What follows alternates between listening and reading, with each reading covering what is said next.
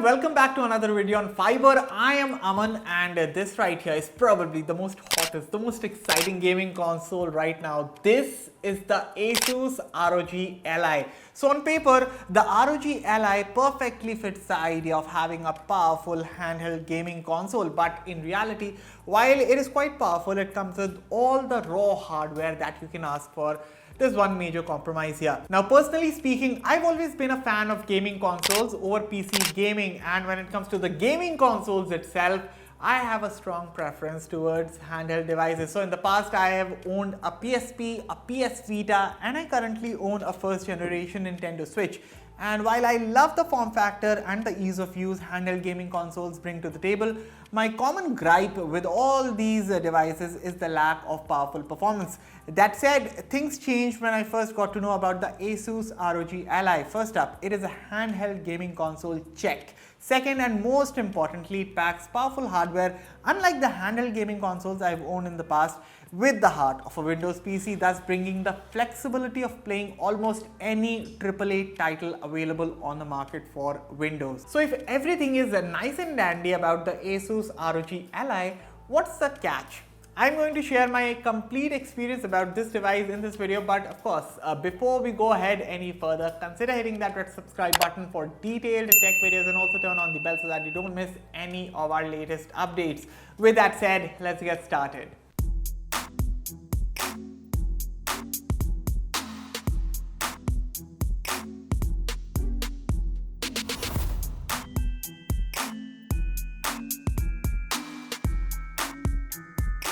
So the Asus ROG Ally has to be by far the best designed handheld gaming console that I have ever laid my hands on.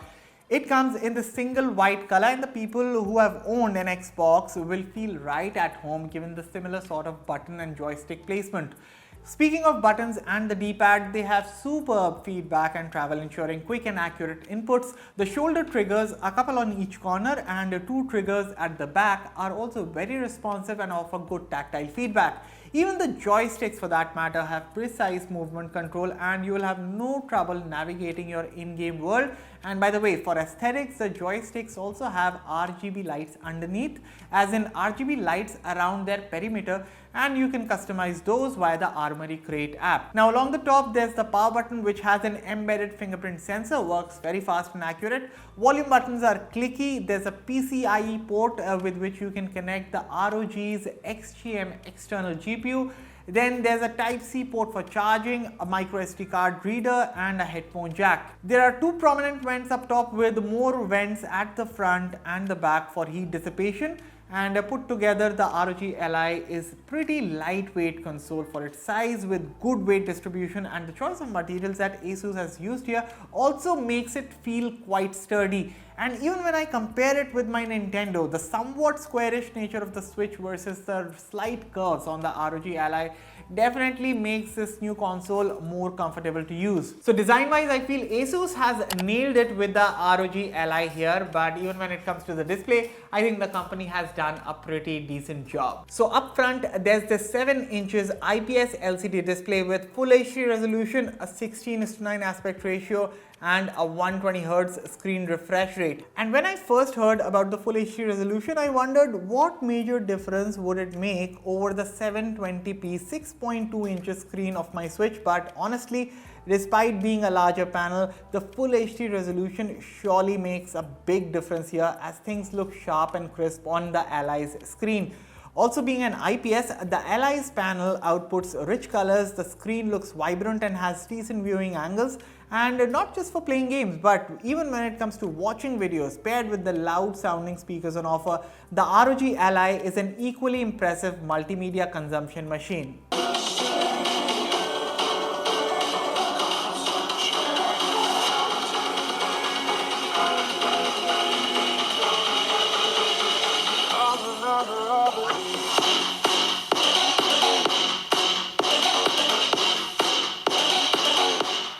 Fight.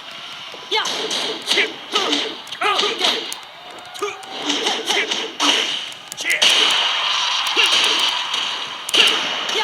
Yeah. However, I can't say the same, the impressive part about the ROG Ally's battery life. So hardware wise, the ROG Ally is pretty decked inside out. There's the AMD Ryzen Z1 Extreme chipset paired with AMD Radeon 780M GPU. There is 16GB LPDDR5 RAM and 512GB PCIe SSD storage, and you can expand the storage to up to 1TB courtesy of the micro SD card slot. So to test this hardware out, I chose three different games, three different AAA titles. First was Far Cry 6, which is a first-person shooter game. Then there's Tekken 7 to have that proper arcade fighting feel. And there's Forza Horizon 5, a classic modern age racing game. So of course, being an ROG device, the Armory Crate app is present on the Ally, and there's a shortcut button for it near the right joystick. And for those who don't know, the Armory Crate is your one-stop for all the games that you store on a ROG device. In this case, the ROG Ally. Plus also present are a bunch of settings like tweaking the game visuals, the lighting mode, the operating mode, etc. Additionally, there's a shortcut button near the left D-pad which gives you access to the command center, and again, whether you want to set the performance mode or you want the real-time performance monitoring or you want to tweak the resolution or the refresh rate, all these settings can be accessed from the command center. So with all that said, let's talk about the performance of the ROG Ally, and to test these games out, I ran all these games on the 25-watt turbo mode. So hear me out. So first up, I played Far Cry 6, and for a smooth gameplay, I ran the game at medium graphics settings, and for the most part, I got 40 FPS performance at a stretch.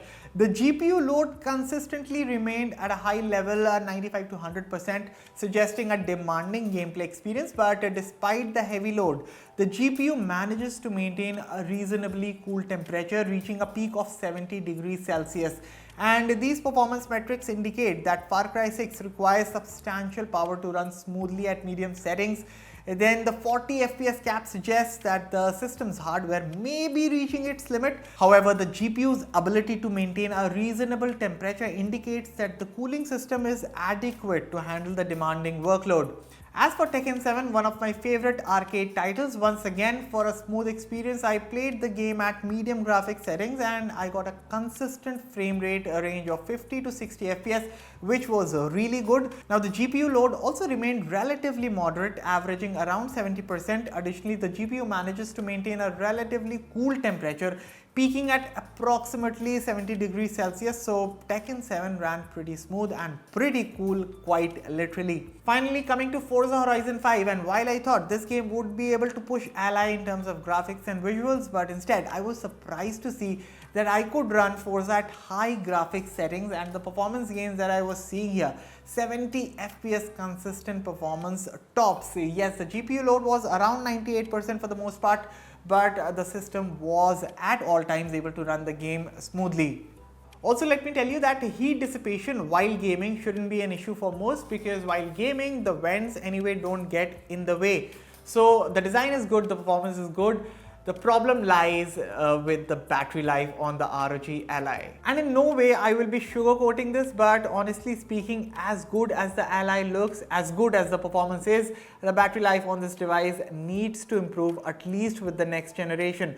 So on this device, you are getting 40 watt-hour battery, which as per Asus can only last 2 hours while gaming and 6.5 hours for general media consumption.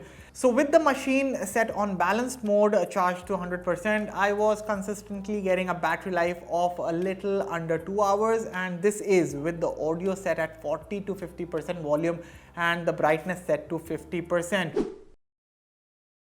So basically the question remains, what do I do with all the performance chops in the world when the battery life is subpar? Yes, you can always stay connected to a fast charger and use the machine, but if you're thinking of carrying it outside in the metro or while traveling, do keep in mind the endurance would be an issue here. To sum up, the Asus ROG Ally stands out as an excellent Windows 11 handheld gaming console, and a gaming console unlike any other that I've ever seen before. It features a stunning display, the buttons provide a satisfying tactile experience when held. Additionally, there's the flexibility of playing a vast array of games available for Windows. Moreover, I'm also satisfied with the performance on offer, especially for a device this compact. Being able to run full-blown AAA titles is truly impressive in my books. So if you haven't experienced PC gaming on a handheld before, prepare to be amazed. That said, the subpar battery life is the only con, is actually a major con here, which is why I'm only going to recommend this product to an absolute tech enthusiast. So if you are ready to live with the limitation, knowing that to churn out hours and hours out of this machine, you will need to stay hooked to the charger, then only get this. Because while everything is truly impressive about the ROG Ally for a first attempt, I was expecting, if not bad, then at least 4 hours of battery life on a single charge. So Fiiber rates the Asus ROG Ally a 7.5 on 10. Rest, you guys let me know your thoughts about this device in the comments below. And as always, for all the latest in tech, stay tuned to Fiiber. I'll catch you all in the next one. Thank you for watching.